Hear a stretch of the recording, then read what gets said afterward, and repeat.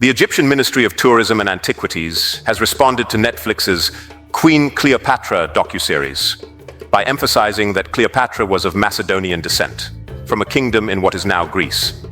In a statement, Dr. Mustafa Waziri, Secretary General of the Supreme Council of Archaeology, asserted that Queen Cleopatra had light skin and Greek features. He stated, "Queen Cleopatra's works and statues are the best evidence of her true features and Macedonian origins." He further criticized Netflix's portrayal of Cleopatra, calling it a falsification of Egyptian history and a blatant historical misconception. Well, let's examine this further. It is worth noting that Netflix never claimed to settle the debate on Cleopatra's ethnicity. The Netflix producers explained that casting Adele James, a mixed heritage actress, was a creative choice to acknowledge the ongoing debate about Cleopatra's heritage. They pointed out that Egypt during Cleopatra's time was multicultural and multiracial, and Cleopatra's exact race is undocumented. Some believe she was native Egyptian, while others assert she was Greek. When people mention Cleopatra, they are usually referring to Cleopatra the Seventh, the most famous and last active ruler of the Ptolemaic Kingdom of Egypt.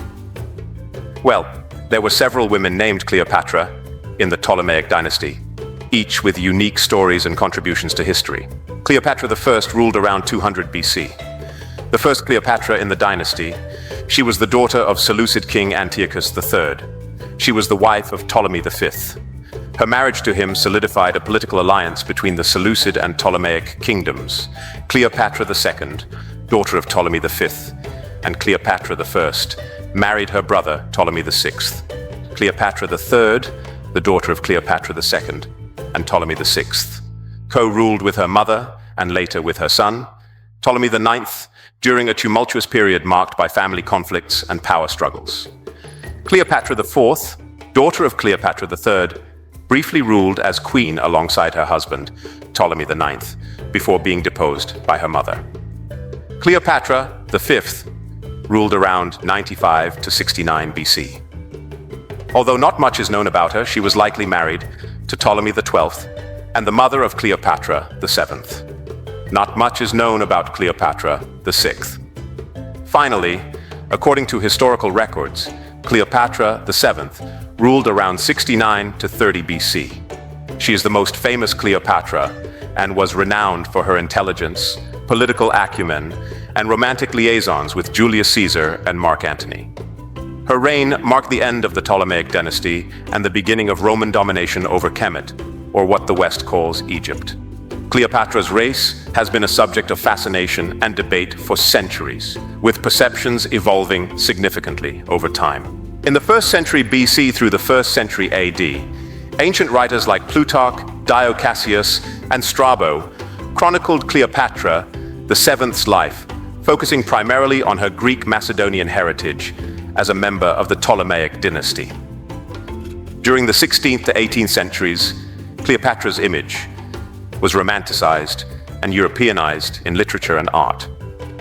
William Shakespeare's play, Antony and Cleopatra, dated around the year 1607, highlighted her exotic allure and strategic mind. The 19th century saw the rise of Egyptology as a formal field, following the decipherment of the Rosetta Stone by Champollion. This period saw the sparking of interest in Cleopatra's heritage. However, European colonial perspectives dominated the discourse, often focusing on her Greek ancestry and overlooking potential African influences. In the mid-20th century, Hollywood played a significant role in shaping Cleopatra's image. Elizabeth Taylor's portrayal in the 1963 film Cleopatra cemented her as a Western beauty, with little mainstream exploration of her racial background. The 1970s and 1980s marked a shift as scholars and Afrocentrists began to challenge traditional views, advocating for a more inclusive understanding of Cleopatra's identity. Works like Martin Bernal's Black Athena in 1987 ignited debates on African influences in ancient Mediterranean civilizations, including Egypt. We covered Black Athena in a recent video. See the video description. The 1990s and 2000s saw historians and geneticists delve deeper into Cleopatra's complex ancestry. The debate intensified with arguments for her mixed heritage, considering an indigenous African lineage alongside her Macedonian Greek roots. In 2020, the BBC documentary Cleopatra, Portrait of a Killer, suggested that Cleopatra might have had African ancestry, based on a reconstruction of her sister Arsinoe IV's skeleton. This hypothesis sparked renewed interest and debate about Cleopatra's racial background. The conversation reached a new peak in 2023 when a series co-produced by Jada Pinkett Smith depicted Cleopatra as a mixed-race woman. This iconic ruler of pharaonic Egypt was portrayed on-screen by a mixed-race actress, British-Jamaican actress Adele James, sparking a wave of impassioned reactions. Western audiences and Egyptians alike responded with a mix of astonishment and anger. Many present-day Egyptians, particularly the Arab population, felt a deep sense of cultural ownership over the pharaonic heritage and were appalled by her portrayal as a mixed-race woman.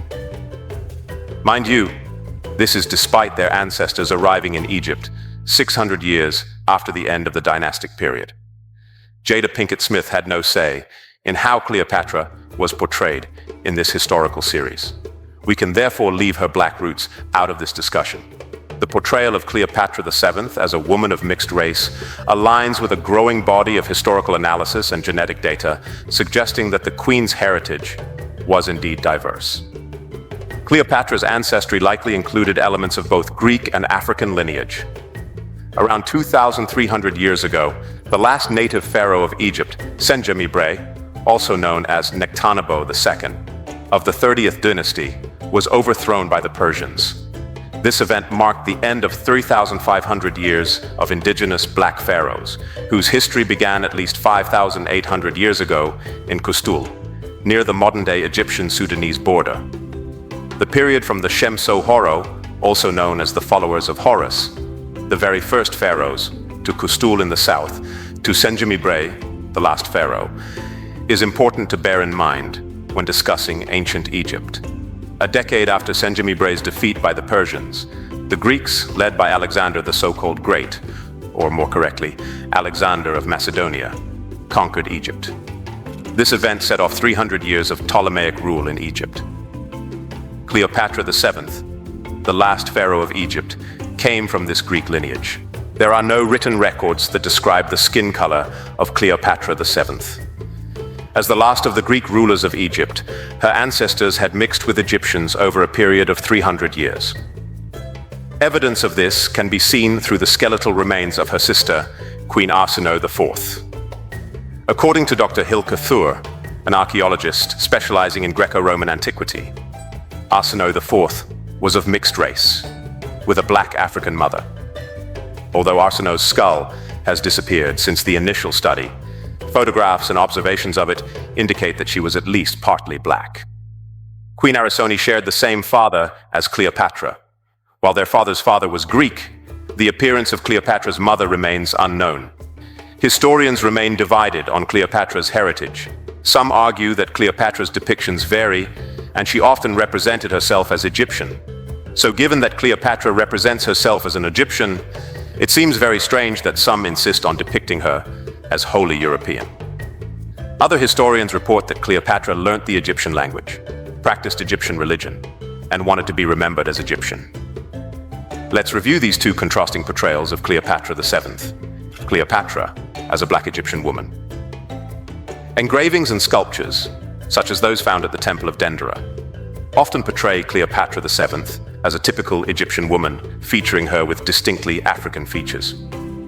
One notable example is an engraving where she is depicted with her son, Caesarion. This representation aligns with the idea of Cleopatra having African lineage and showcases her in the traditional style of Egyptian art. Cleopatra as a white European woman. In contrast, other depictions, such as Greek busts, idealize Cleopatra as a white European woman. These sculptures reflect the Hellenistic influences of the Ptolemaic dynasty, and often present Cleopatra with classical Greek features, emphasizing her Macedonian Greek heritage. These contrasting images highlight the complex and multifaceted identity of Cleopatra VII. The kings and queens who reigned during the Greek period in Egypt are often considered less significant from an African historical perspective. In the words of Dr. Henrik Clark, Cleopatra is not deemed important in the true history of Kemet. The Greeks during their 300-year rule in Kemet borrowed heavily from our ancestors and certainly had mixed-race offspring. Their philosophers and scholars adopted Kemetic ideas and integrated these into what Western civilization. As Africans and people of African descent, the most significant periods in the history of Kemet are those of the Kemetic and Sudanese dynasties. While Cleopatra VII and the Ptolemies are often highlighted in discussions about ancient Kemet, there were many more significant figures in the history of Kemet who predated them. It's time to celebrate great black women such as Ahmes Nefertari and Hatshepsut. These remarkable leaders built a lasting legacy that Cleopatra VII simply cannot measure up to. So do you care if Cleopatra was mixed or of pure Greek Macedonian heritage? Let us know in the comment section. Until the lions have their own historians, the tales of the hunt will always glorify the hunter.